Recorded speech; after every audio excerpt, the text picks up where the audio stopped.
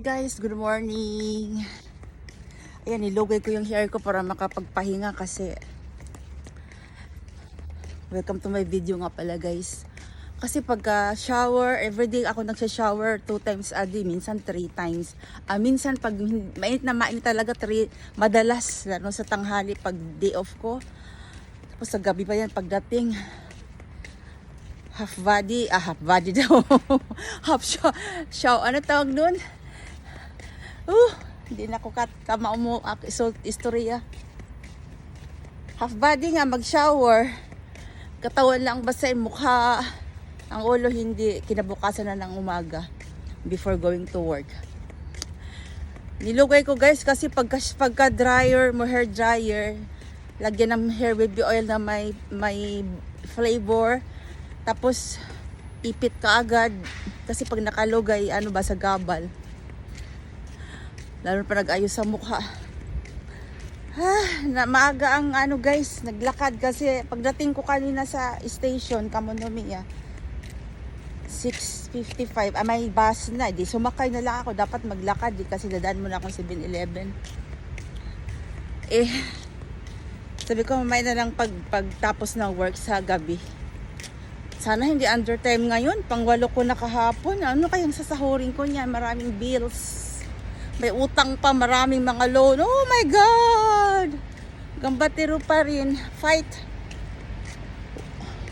Work hard para mabuhay. Nagpayong, kainit kaayo. Pati inita sa Japan, summer naman. Hanggang September to June, July, August, September. More than 4 months pala.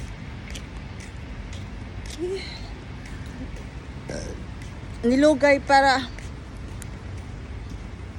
makapahinga yung force. Lugay pa more.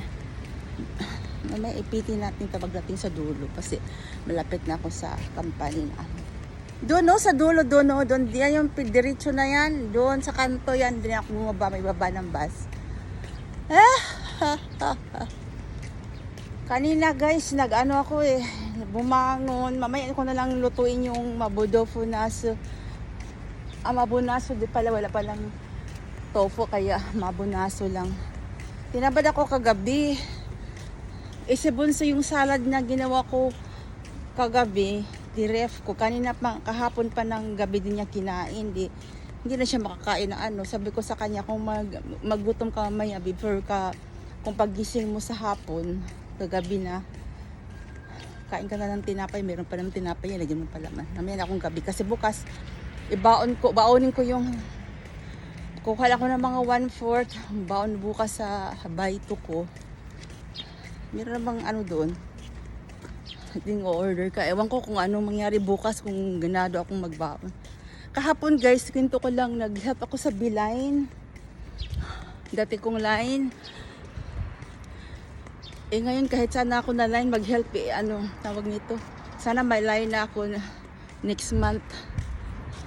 Kasi hindi ko maintindihan yung mga Haponisa doon sa Siline, mga gamay rag bikil. Sila pod baya, napod sila close. Pero pag mga correct, mura ra ba jud ka ng perfect. Wala ko kasabot karon nya under time perm. Ewan ko lang mag-busy daw next month. Tingnan natin. Let's wait and see. Bye-bye guys, yun lang. Bye-bye, thanks for watching.